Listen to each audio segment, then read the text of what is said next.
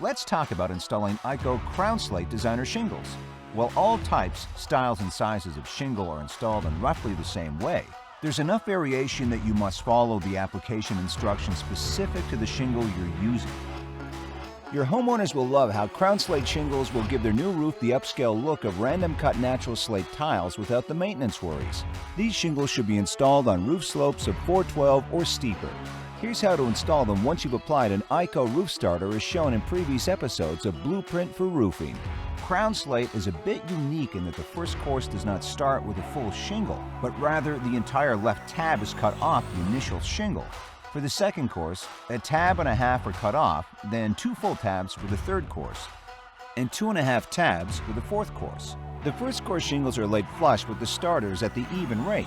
All subsequent courses are begun flush with the starter at the rake, installing the lower edge of each shingle 10 inches above the lower edge of the shingles in the course below, resulting in a 10-inch shingle exposure.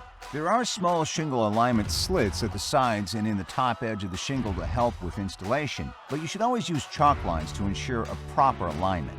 Use 5 nails per shingle placed in the nail line approximately 1 inch from each end and equally spaced along the shingle's full length. Remember, always drive nails straight so that the nail head is flush with but not cutting into the shingle surface. If nail heads are left sticking up, they can tear into the shingle that's applied above them. Continue across the roof toward the right with full-length shingles, overlapping each shingle as you proceed.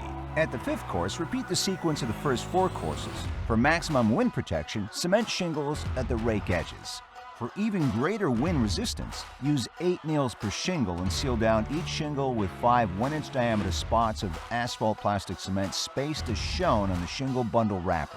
You've done a beautiful job installing Crowne Slate shingles. For the perfect finishing touch, use coordinating IKO capping shingles and watch your video on how to install them.